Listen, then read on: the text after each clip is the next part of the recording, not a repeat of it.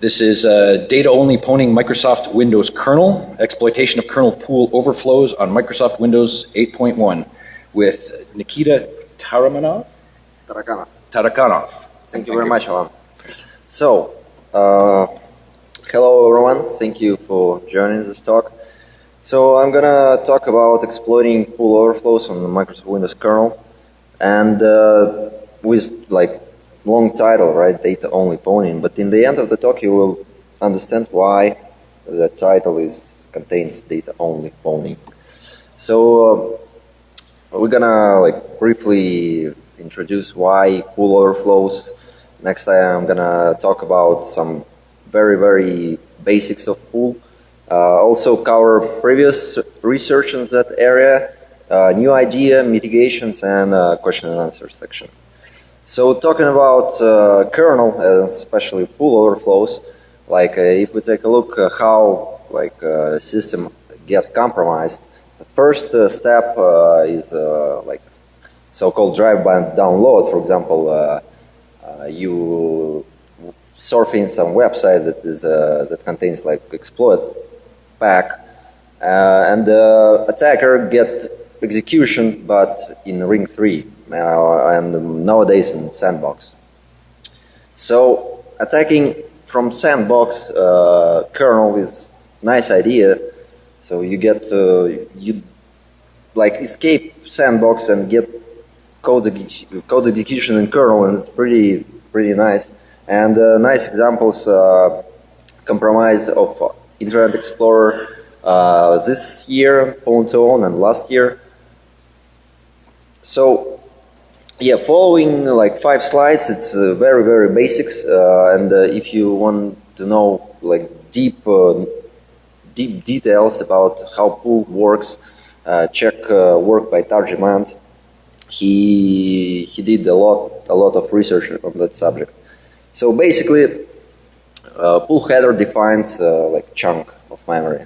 It contains several fields like previous size, pool index, block size, pool tab, pool tag, and on 64 bits it differs a little bit because it contains a pointer to eProcess structure.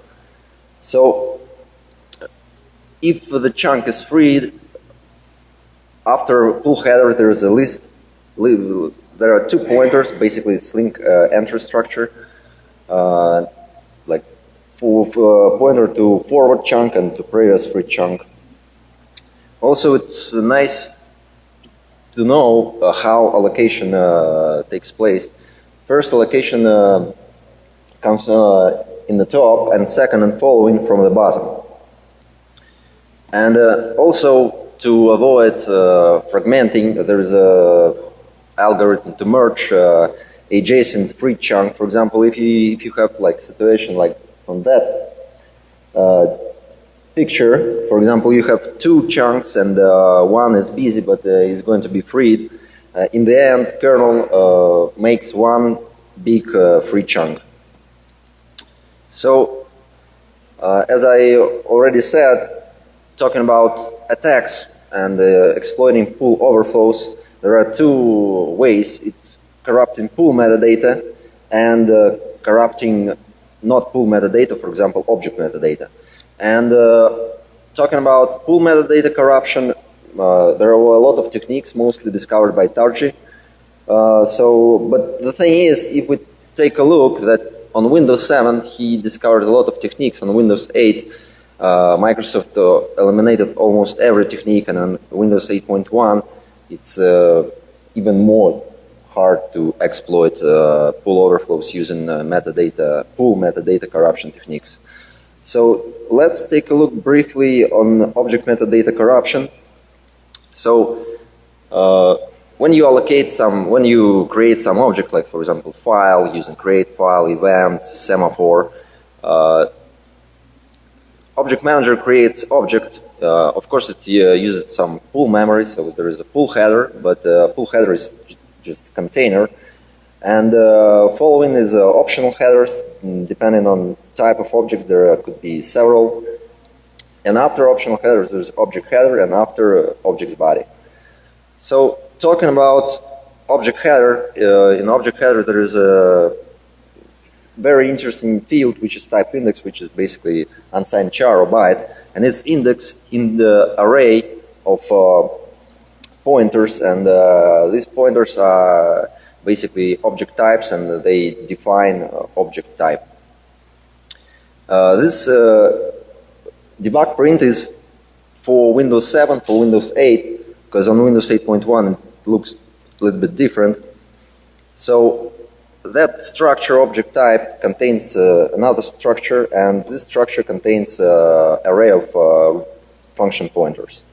So the thing is that if you, like, for example, closing object, depending on the type of object, object manager will call a specific routine to close the object, to delete like dynamic memory that was allocated on when the object was created.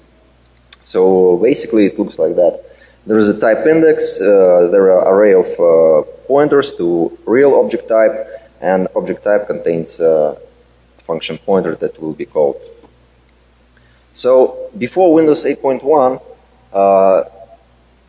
if you take a look, that first elements, first is 0 and the second one is some magic constant beta bobo. So, and on 64 bits, beta bobo is extended by zeros. So basically, that kind of magical value is it's memory that resides in user mode address space. So the thing is that attacker can simply, before Windows 8.1, can simply smash type index with 0 or 1 value, allocate fake object type at 0 address or beta bobo, and redirect and hijack execution flow. So on Windows 8.1, Microsoft didn't change first element, because on 8 and on 8.1 you can't allocate at 0 address, but second element they changed it to address, and actually this address in the very early booting process of Windows, when Object Manager creates object types, it allocates memory. So for user mode attacker, there is no possibility to somehow alter that memory. So there is no way to inject memory there. So this attack using like beta bobo and type index 1 was simply eliminated. So the thing is, I thought, okay, if that array of type index table doesn't contain any special values, so what about like changing, like smashing object body, or looking to how we can change type index to different one, and look for benefits. For example, the first one was type confusion. So what happens if we change type index from one legitimate to another? So basically we leverage full overflow to type confusion, and after smashing type index, after making type confusion, after smashing object's data, we access this like malicious overwritten object, and that gives to attacker a lot of primitives. So basically, after overflow, object header using type index for object manager, after full overflow, it looks that it's different object. So we can use like different system services to access that object. So there are a lot of scenarios, because as you saw, there are several function pointers and object type initializer structure, but in fact, you can like access object using various system services, So talking about type confusion and changing execution flow from one legitimate to another, for example, there is a print of function pointers of directory object. As you can see, like for example, security procedure is a SE default object method function. And if we take a look at file or device object type, security procedure is different one. So, for example, if we spray a pool with event objects, object type of event contains security procedure initialized as default object method. After corruption, we change type index to file object. So we redirect execution flow from SE default object method to IOP get set security object. So object manager works with file object, but in fact it was event. And it leads to, basically, in that scenario, in changing to file object, it leads to hijack of execution flow. But in fact, there are different ones. Unfortunately, this security procedure, almost every object type contains function just SE default object method, and it's not very useful in exploitation terms.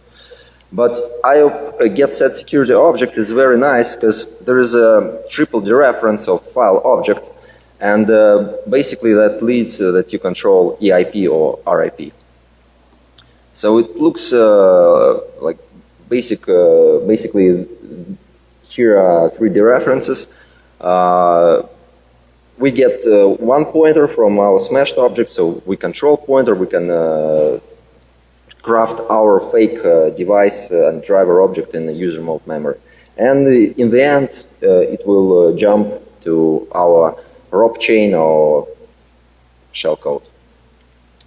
So I cut these structures because device and file object, they are bigger, but the most important is just pointers like chain.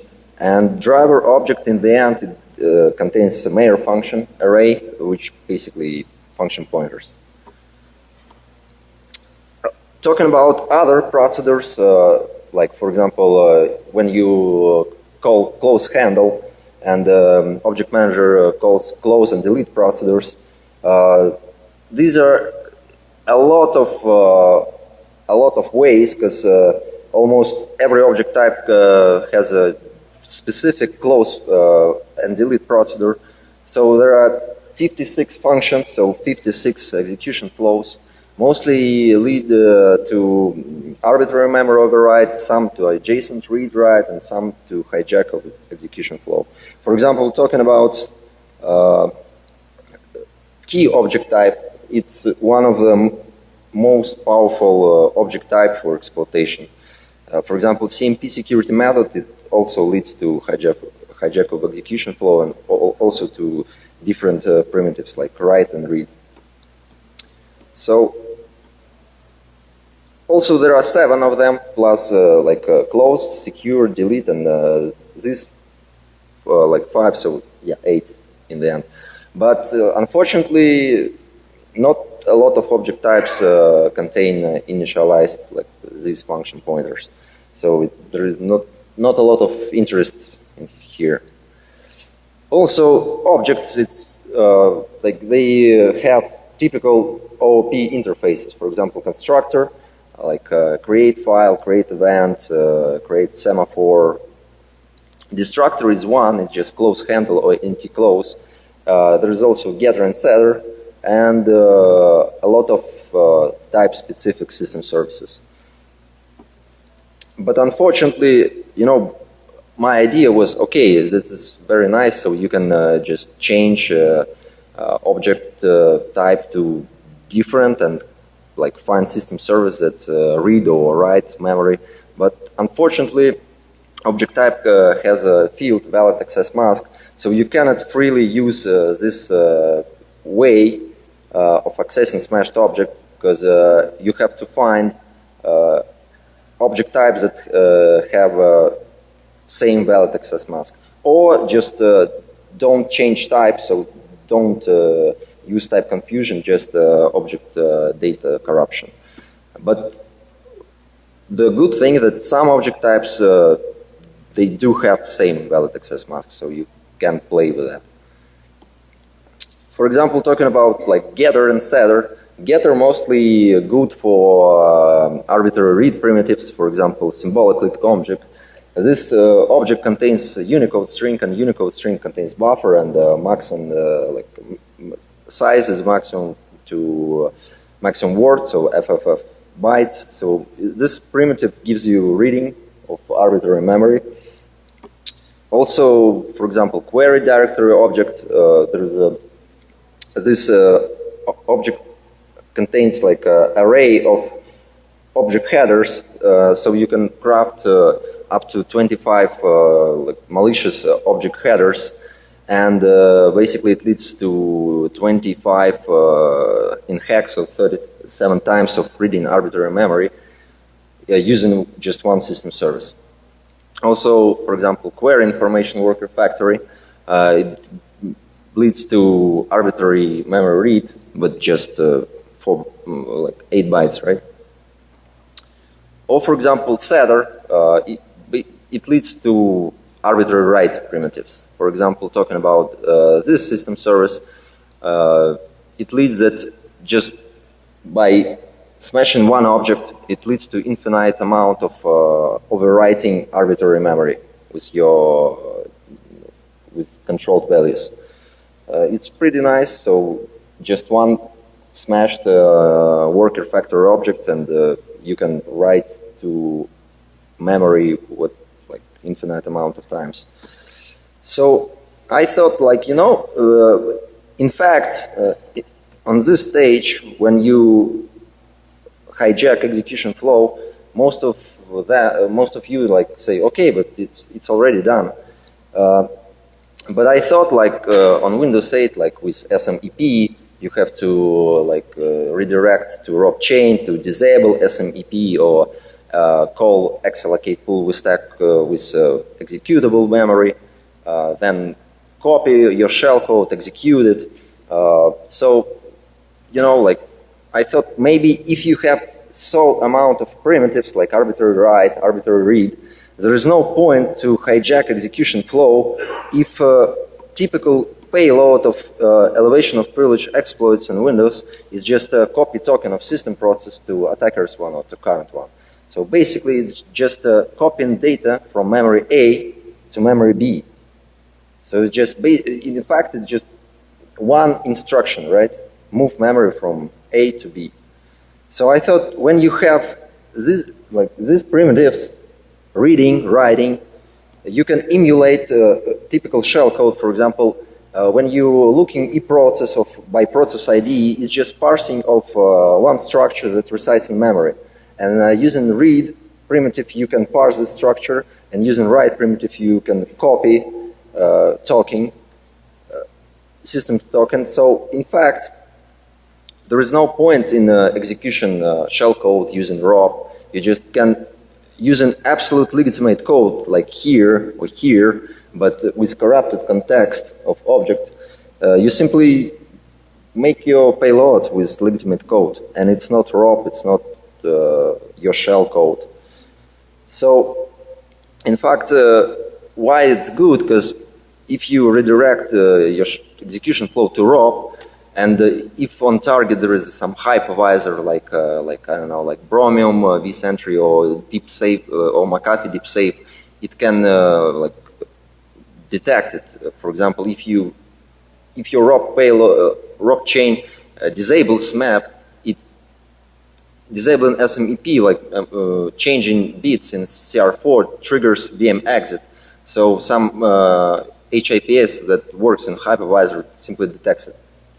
So, but this method, like for hypervisor and for kernel, is just triggering system services, and that's it.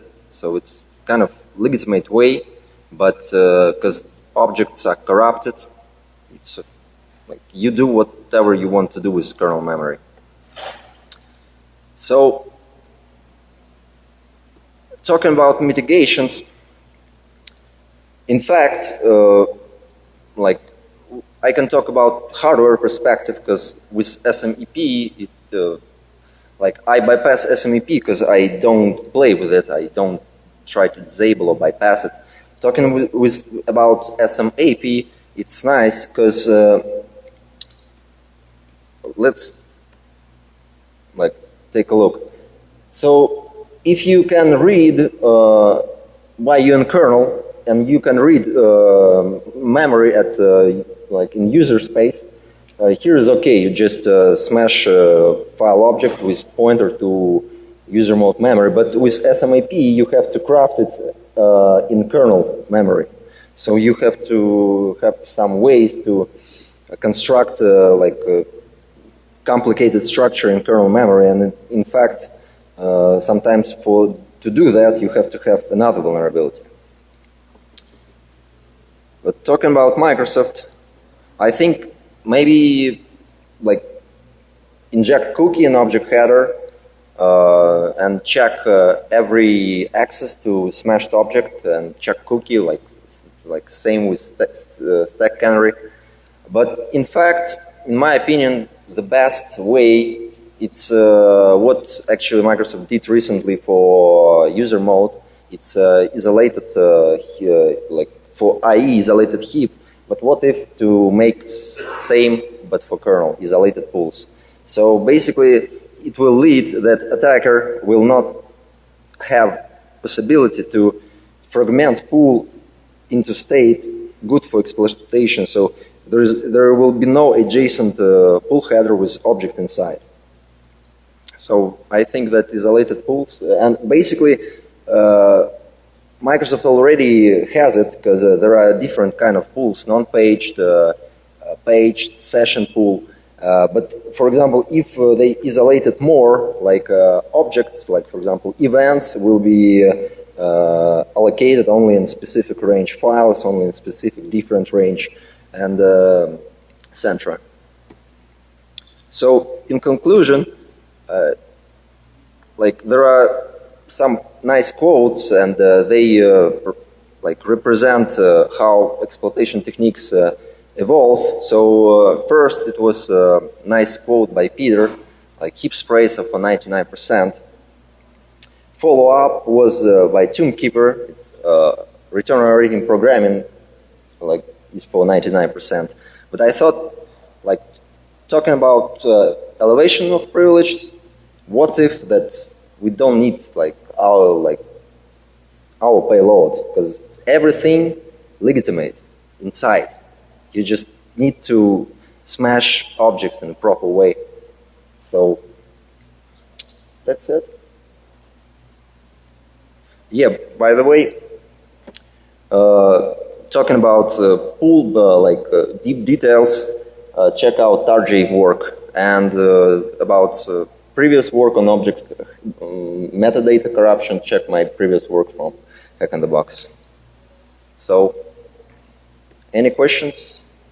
Yes? Yeah, basically when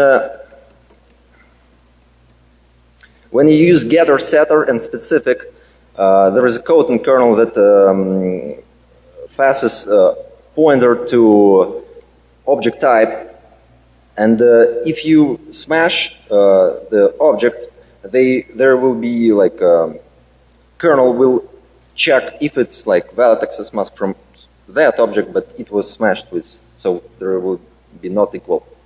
But the thing is, when you use procedures, there is no such check. So with procedures, like with this vector, with close, delete, secure, you can change object type from A to B without any restrictions. But unfortunately, this method, like using getter, setter, there is limitation.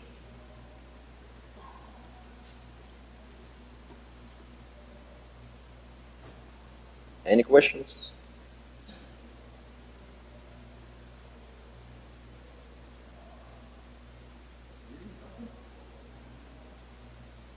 I guess you were getting loaded a little early then, huh?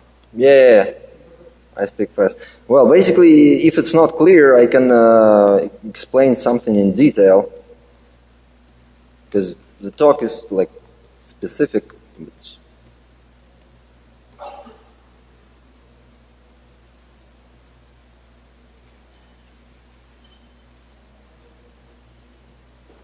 No questions?